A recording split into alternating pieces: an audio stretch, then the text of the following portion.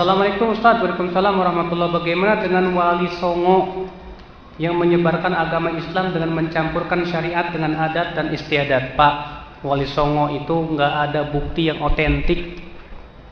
Semuanya kata sepuh kita, kata ini kita. Mana? Apakah wali songo meninggalkan buku tulisan? Kalau Imam Bukhari ada Sahih Bukhari, Al-Adabul Mufrad. Imam Syafi'i ada Al-Um. Imam Ahmad Musnad Imam Ahmad bin Hambal. Iya.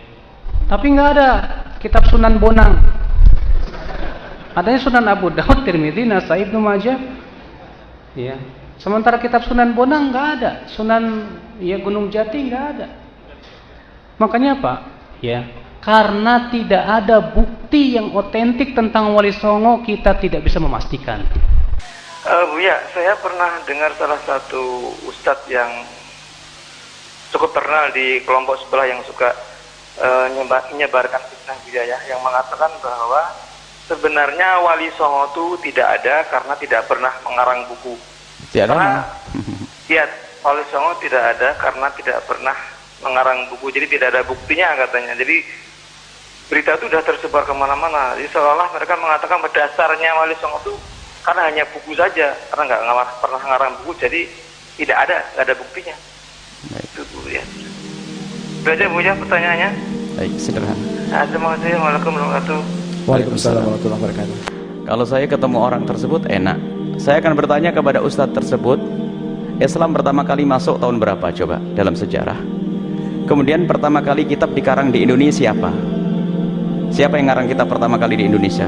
Anggap saja kalau yang ngarang adalah orang abad 100 tahun yang lalu. Sebelumnya siapa? Yang membawa Islam ke Indonesia siapa? Jin. Memangnya Islam masuk ke Indonesia langsung begitu? Dapat ilham masuk Islam begitu? Yang membawa adalah manusia. Dan siapa manusia itu coba? Mbahmu? Mbahnya dia juga enggak? Ayo, yang mengatakan tidak ada wali songo itu mbahmu yang masukkan Islam. Mbahmu hidup tahun berapa coba? Ini hanya orang. Ada orang yang mencetak rijal, mencetak ulama, mencetak orang, bukan mencetak buku. Ada mencetak rijal. Islam dari Indonesia masuk dari masa ke masa. Dan mereka yang buku yang diajarkan adalah bukunya ulama-ulama, menganggap cukup dengan bukunya ulama yang sudah ada. Ini adalah alasan orang. Terus siapa yang masukkan Islam ke Indonesia? Dan wali songo sudah masyhur dari masa ke masa. Dan keturunannya pun sampai hari ini ada. Berarti dia menafikan keturunan orang-orang hari ini. Berarti keturunan siapa nanti? Keturunan orang-orang ulama-ulama yang masukkan Islam ke Indonesia. Ini adalah tidak tahu maksudnya apa dengan berita semacam itu. Tidak ada bukti loh. Tidak ada bukti loh. Ente Indonesia masuk Islam ini bukti ini. Ajib. Memang ada berita masuk Islam, ada 60 jin dikirim oleh ulama dari Baghdad ke Indonesia memasukkan orang Islam Indonesia. Ada mana buktinya kalau jin masuk Islam? Ulama. Dan bagaimana kisah perpindahan ulama-ulama Hadramut ke Gujarat, dari Gujarat ke pantai Pasai dan Pasai, Samudra Pasai, kemudian masuk, kemudian berkenal dengan kisah raja-raja bagaimana, dan kuburnya ada, dan alhamdulillah masuk Islam. Sebab yang masih punya mbah-mbah yang mbahnya masuk Islam. Mbahnya siapa yang masukkan? Apa mbahnya dia itu masukkan? Enggak. Anggap saja kalau mbahnya dia masuk Islam dari turunan ke-7, siapa yang masukkan? Pakai karangan kitab mbahnya dulu. Itu orang membuat fitnah. Ada kedengkian kepada ulama, jauh daripada ulama. Bukan saja Indonesia, lihat tempat-tempat yang lain dimasuk orang-orang ulama masukkan Islam. Tidak harus mengarang buku, mengarang kitab. Dan alhamdulillah para ulama-ulama kiai-kiai gede yang hari ini mengeluarkan ulama nggak punya karangan kitab banyak kok. Banyak hari ini sebagai contoh. Bukan ukuran karangan kitab, dan bukan. Kita ngerti berita mutawatir itu seperti apa. Berita mutawatir bukan sekedar diucap, tapi satu kampung yang menceritakan dari orang ke orang, dari orang ke orang. Lah ini mbahmu Islam ya, bapakmu Islam, bapakku Islam, mbahmu Islam. Terus cerita dari masa ke masa, terus sampai zaman dahulu, sampai dikatakan abad ke-4 Hijriah masuk Islam ke Indonesia. Bahkan sebagian mengatakan pada zaman sahabat Nabi SAW. Pada zaman Nabi SAW, zaman sahabat Nabi, bahkan ada yang mengatakan bahwasanya sampai ke wak-wak Papua sana. Ada peninggalan di sana. Jadi Islam sudah masuk di para sahabat Nabi pada itu. Apakah perlu apakah bertanya mana bukunya? Harus begitu? Nggak ketemu. Sebenarnya Anda gini loh, kalau Anda menafikan hujah yang nyata ini, lalu anda harus mendatangkan hujah yang baru. Mana hujahmu? Sekarang paskan kapan Islam masuk ke Indonesia dan buktinya kitab mana, kalau dia bisa ngomong gitu. Itu adalah ngomong lantur. Cuman biasanya mengahli fitnah, punya media, radio banyak, televisi dan sebagainya.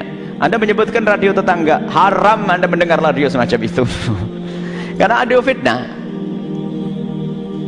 Dan alhamdulillah Wali Songo itu keberkahan beliau, keikhlasan beliau, lihat, menaklukkan raja-raja dengan kelembutan, besanan dengan raja, menikah dengan putri raja. Memang Raja Brawijaya, Raja Majapahit itu adalah kisah-kisah itu palsu. Apakah bohong? Nggak pernah Raja Majapahit itu ada, nggak pernah ada Raja Kerajaan Sriwijaya itu ada, nggak pernah dinasti Sailendra itu ada, nggak pernah lah itu. Anda baca sejarah itu ada semuanya. Kemudian perubahan dari agama Hindu ke Islam itu siapa yang membawa? Yuk, kitabnya apa? Bingung dia, kitabmu apa? Itu adalah fitnah yang disebarkan sebagian orang. Sebetulnya mereka bukan ingin mengingkari, mereka ingin mengingkari ulama-ulama zaman sekarang yang punya kesinambungan dengan para Wali Songo, yang punya keterikatan dengan Wali Songo. Maksudnya pengen berubah. Islam tuh masuk ke setahun yang lalu, 100 tahun yang lalu loh, tahun 1111 Hijriah itu loh, mulai dari Arab, negeri Arab, ada mujaddid, pembersih akidah, baru nyebarkan ke Indonesia ke ini. Oh itu maksudnya. Ente akhir zaman, jangan sok ngaku akhir zaman, mutakhir jiddan lagi, itu akhir zaman. Islam masuk ke Indonesia sudah dari masa ke masa, sudah lama sekali. Dan Wali Songo adalah benar adanya, dan nasab mereka juga sangat jelas, dan keberadaan mereka adalah diakui oleh ulama dari masa ke masa. Orang akhir zaman, ente ini siapa? Kan begitu. Baik, biasanya dia penulis, terus tulisannya nyaci maki orang. Kemudian kalau pengen mengatakan orang bodoh, nggak punya tulisan. Subhanallah. Ada orang yu'allifur rijal, orang mencetak rijal, orang-orang besar. Sampai dikatakan seperti Al-Imam Habib Abdullah Asy-Syatiri. Tidak usah jauh-jauh. Imam Abdullah Asy-Syatiri, beliau ada seorang alim besar yang ada di Tarib, nggak punya banyak karangan, bahkan mungkin sangat sedikit, tapi punya murid karangannya adalah berjilid-jilid. Apakah kita katakan beliau adalah bodoh? Innalillah. Baru meninggal beberapa bulan lama, artinya ayahanda daripada Habib Salim Asy-Syatiri. Tapi sampai hari ini kita ngelihat muridnya ulama, ngarang kitab dan sebagainya. Apakah wah dia nggak ngerti, bukan juru dakwah, mau dia nggak ngarang kitab, kok hujah ngarang kitab?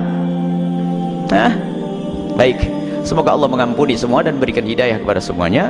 Wallahu a'lam bishawab.